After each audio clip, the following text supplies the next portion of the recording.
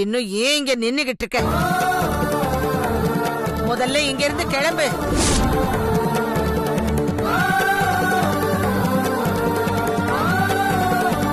போ முதல்ல.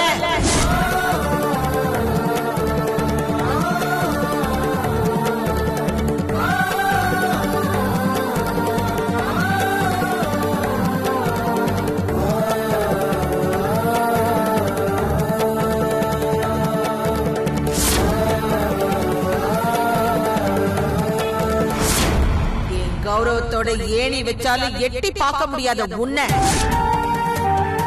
என் பேரனுக்கு கட்டி வைக்க நினைச்சேன் பாரு. என் அந்தஸ்துக்கும் என் கௌரவத்துக்கும் ஏன் என் வயசுக்கு கூட மரியாதை கொடுக்க தெரியாம எப்ப பார்த்தாலும் என்னை எதிர்த்து பேசுற உன்னை என் பேரனுக்கு கட்டி வச்சே தீரணும்னு ஆசைப்படுற பாரு.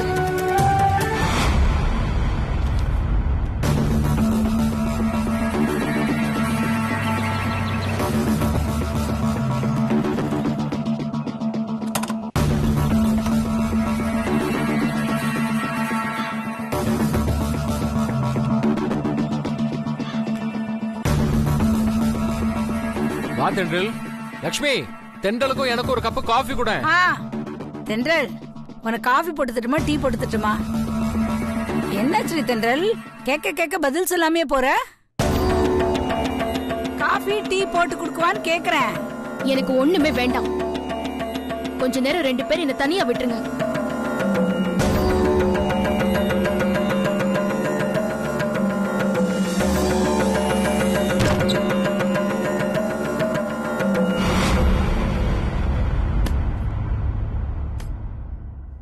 என்னாச்சுங்க அவளுக்கு? சரி விடு, அவளுக்கு ஏதாவது ஆபீஸ் டென்ஷனா இருக்கும். கொஞ்ச நேரம் அவளை ஃப்ரீயா விடு, அப்புறம் கேட்டுக்கலாம். ஆபீஸ் டென்ஷன்னா அதை ஆபீஸ்லயே விட்டுட்டு வரணும். அதை விட்டுட்டு இங்க வந்து என்கிட்ட மூஞ்சி காட்டக்கூடாது.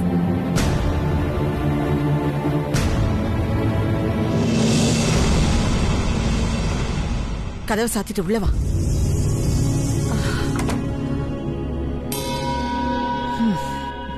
நான் சொன்னதெல்லாம் ஞாபகம் இருக்குல்ல? ஞாபகம் இருக்குமா? போன போடு.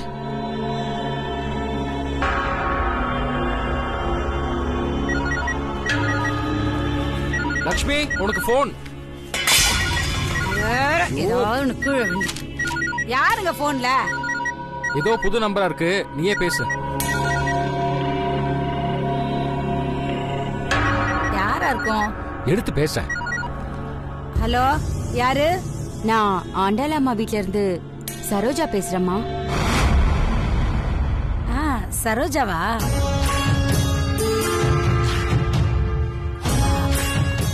ஆண்டாளம்மா வீட்ல வேலை செய்யல அந்த சரோஜா. சொல்லு சரோஜா, என்ன திடீர்னு போன் பண்ணிருக்க? உங்ககிட்ட ஒரு முக்கியமான விஷயம் சொல்லணுமா? ஸ்பீக்கர்ல போடு.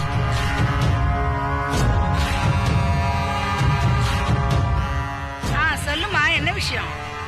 அது இங்க எங்க மாதவி அம்மாவுக்கும் ஆண்டாள் அம்மாவுக்கும் சின்ன பிரச்சனை. அதுல ஆண்டாள் அம்மா மாதவி அம்மாவை கோவமா கண்டிச்சாங்க. அப்ப பக்கத்துல அருணாச்சல் ஐயா, ஆகாஷ் ஐயா, கண்ணையான்னு எல்லாருமே இருந்தாங்க. அவங்க யாருமே வாயை திறக்கல, அமைதியா வேடிக்கை மட்டும்தான் பாத்துக்கிட்டு இருந்தாங்க. அவங்கள மாதிரி உங்க பொண்ணு தென்றலும் அமைதியாவே இருந்திருக்கலாம். அதை விட்டுட்டு தேவையில்லாம ஆண்டாள் அம்மா கிட்ட மாதவி அம்மாவுக்கு சப்போர்ட் பண்ணி எதுக்கு இவங்களை இப்படியெல்லாம் பேசுறீங்க, உங்களுக்கு மனசாட்சி இல்லையான்னு அப்படி இப்படின்னு அனாவசியமா வார்த்தையை விட்டுடுச்சுமா.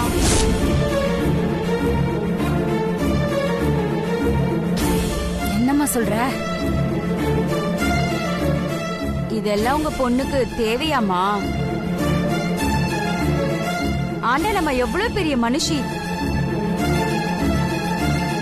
அவங்கள போய் உங்க பொண்ணு இந்த மாதிரி மரியாதை இல்லாம எதிர்த்து பேசலாமா?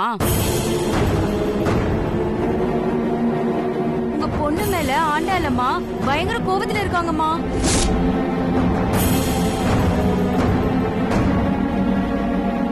உங்க பொண்ணோட கல்யாணம் என்ன ஆக போதோ ஏதாக போதோன்னு எனக்கு ரொம்ப பதட்டமா இருக்குமா. ஐயோ,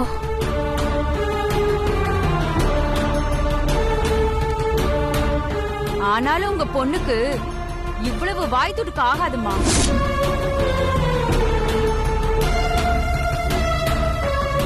இதெல்லாம் எங்க கொண்டு போய் விட போகுதோ எனக்கு தெரியல. உங்க பொண்ணை கூப்பிட்டு நல்லா கண்டிச்சு வைங்கம்மா. நான் போனை வச்சிடுறேம்மா.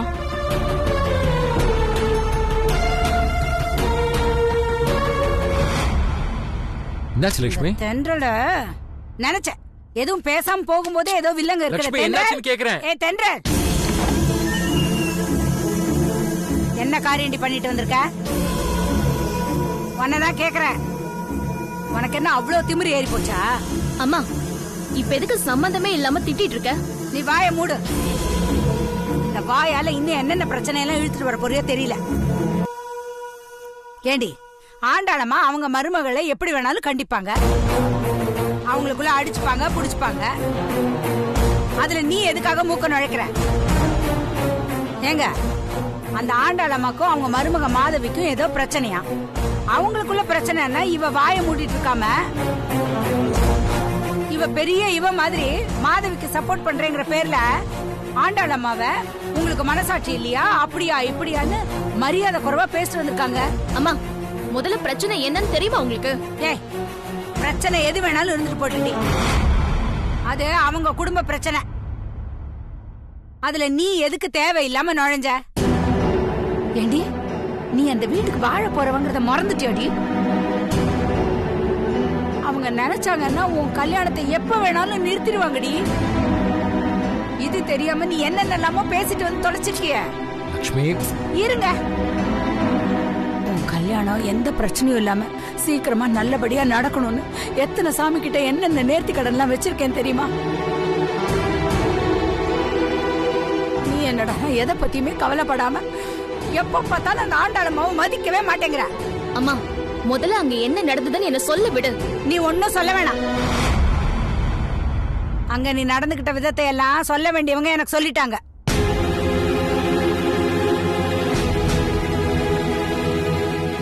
ஏண்டி, ரேடியோல நீ 4 பேருக்கு புத்திமதி சொல்லிட்டேனா நீ பெரிய புத்திசாலி அடிய? ஆண்டாளம்மாக்கு தெரியாத நல்லது கெட்டதாடி உனக்கு தெரிய போகுது? வாய வச்சுக்கிட்டு சும்மா இல்லாம அவங்களுக்கு புத்திமதி சொல்றேன்னு அவங்க கோபத்தை நல்லா தூண்டி விட்டுட்டு வந்திருக்க.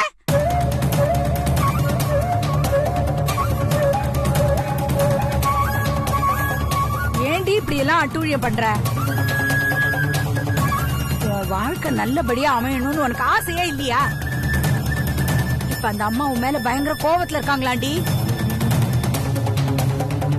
இந்த பாரு, ஒழுங்கு மரியாதையா இப்பவே வந்து அவங்க கிட்ட மன்னிப்பு கேளு.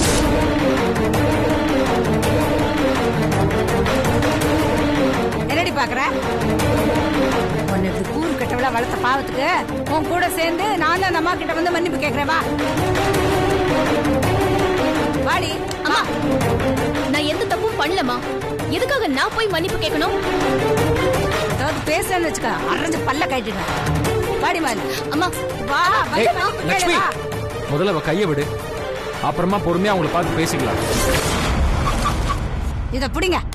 இதுக்கு மேலையும் பொறுமையா இருந்தா எல்லாம் நாசமா போயிடும். வா, நீங்க நவுந்து போங்க. லட்சுமி, லட்சுமி, லட்சுமி சொன்னா கேளு. ஏய், நில்லு, நில்லு லட்சுமி. வாங்க வாங்க. இப்பதான் நான் விஷயத்தையே கேள்விப்பட்டேன். இவ ஆண்டாளம்மாவை மரியாதை இல்லாம பேசுனது தப்புதாங்க.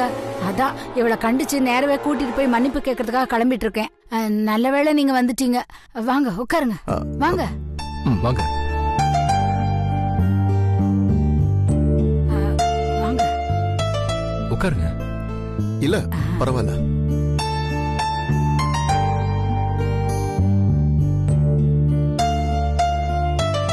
நாங்க இப்போ எதுக்கு வந்திருக்கோம்னு தெரியுமா?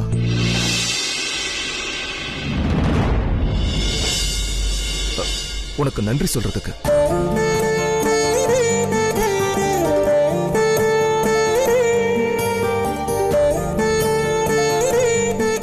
மாதவியை கல்யாணம் பண்ணி 25 வருஷம் ஆச்சு. மாதவி என்னோட குடும்பம் நடத்தி ஆகாஷ பெத்து தந்து அவனுக்கு 24 வயசாச்சு. நான் இதுவரைக்கும் மாதவிய பொண்டாட்டியாவே நடத்தினதில்லை.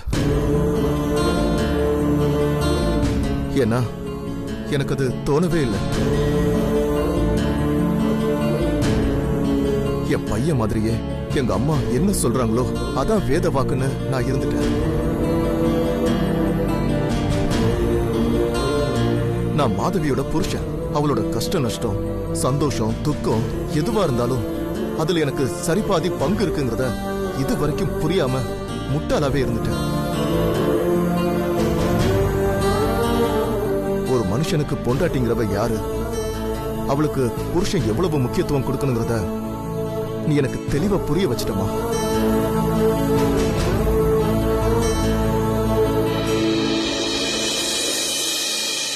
இதுக்கு முன்னாடி எவ்வளவோ தடவை மாதவியை அம்மா அவமானப்படுத்திருக்காங்க.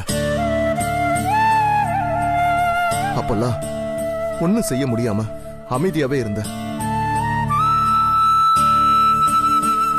அதே மாதிரிதான் இன்னைக்கு மாதவியோட நிலைமையை புரிஞ்சுக்காம ஏன் முன்னாடியே என் அம்மா எப்படி இல்லாம பேசிட்டாங்க. அவங்கள தட்டி கேட்காம அப்படியே மரம் மாதிரி நின்னுட்ட. ஆனா நீ எங்க அம்மா உன்னை தப்பா நினைச்சாலும் பரவாயில்லன்னு என் மாதவிக்கு சப்போர்ட் பண்ணி எங்க அம்மா கிட்ட நியாயம் கேட்ட பாரு. அந்த நிமிஷம்தான் என் புத்தி, மனசு, மூளை எல்லாமே முழிச்சுக்க ஆரம்பிச்சது.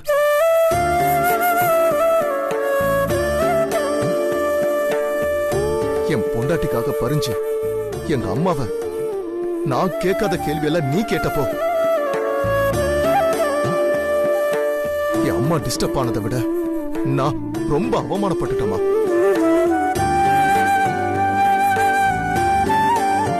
அந்த நேரம் இந்த உலகமே சேர்ந்து என்ன அப்படியே செருப்பால் அடிச்ச மாதிரி இருந்துச்சு.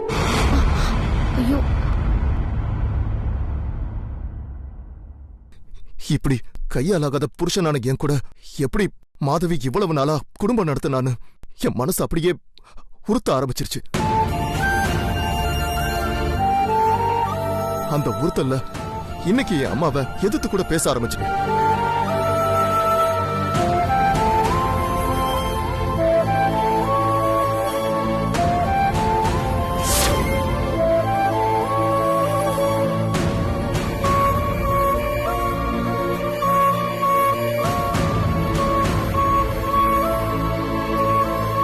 மாதவி,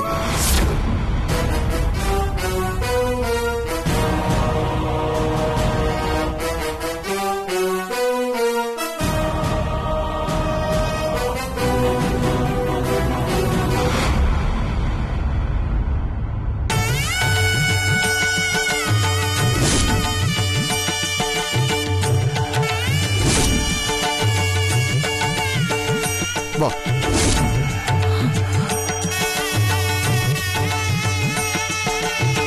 வான்னு சொல்றேன்ல.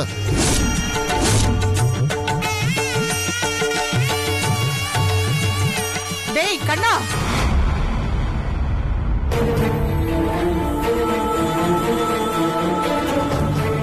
நீ எங்கடா போற? இத்தனை வருஷம் மாதவி என் பொண்டாட்டிங்கிறத நான் புரிஞ்சுக்காமலேயே இருந்துட்டேன். ஆனா இன்னைக்கு நான் புரிஞ்சுக்கிட்டேமா.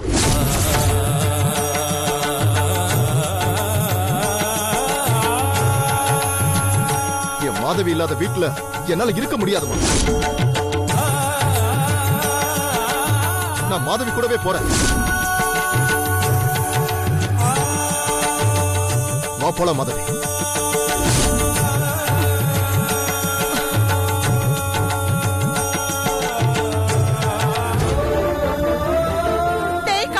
டேய் கண்ணா, நில்லுடா.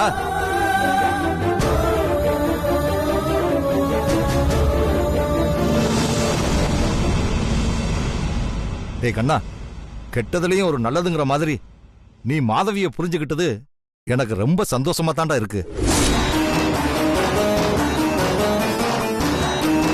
ஆனா தயவு செஞ்சு நீங்க 2 பேரும் இங்க இருந்து எங்கேயுமே போக கூடாது. முதல்ல உள்ள போங்க.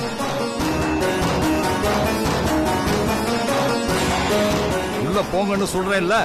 இது நாங்களே எடுத்த முடிவு இல்லப்பா. சரிப்பா, உங்க அம்மாவோட தான் இந்த முடிவை எடுத்திருக்கீங்க. நான் இல்லைன்னு சொல்லல. ஆனா உங்க அம்மாவை பத்தி உனக்கு தெரியாதா? கோபத்துல ஏதோ சொல்லிட்டா, அதுக்காக நீங்க கிளம்பிடுவீங்களா?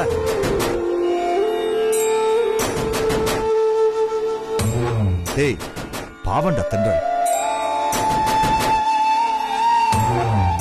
ரொம்ப மனசு உடைஞ்சு போயிருக்கா.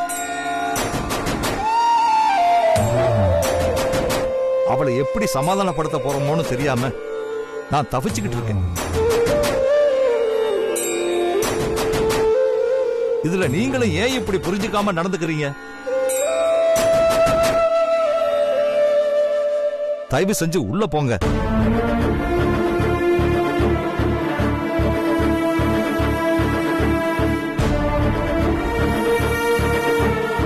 ஆண்டாள், பாத்தியா, உன் கோபத்தால முதல்ல தென்றல் அனுப்புன, இப்போ இவங்களை அனுப்புற.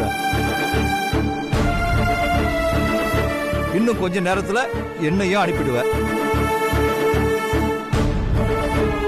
அதுக்கப்புறம் உன் பேரனை அனுப்புவ. இப்படி எல்லாரையும் இங்க இருந்து அனுப்பி விட்டுட்டு நீ மட்டும் ஒத்த மனுஷியா என்னத்தை கட்டி ஆள போற?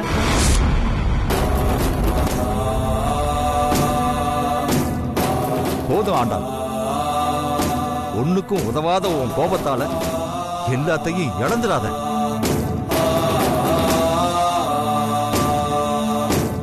தயவு செஞ்சு இவங்கள உள்ள வர சொல்லு.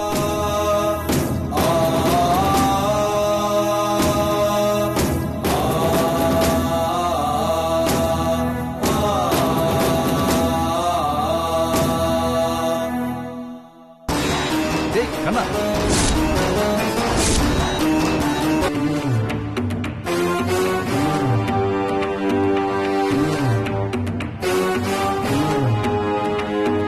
அவ என்ன சொல்றது? நான் சொல்றேன். நீங்க இந்த வீட்டை விட்டு போக கூடாது. மீறினீங்கன்னா அது நான் செத்ததுக்கு சமம். அப்பா, ஐயோ மாமா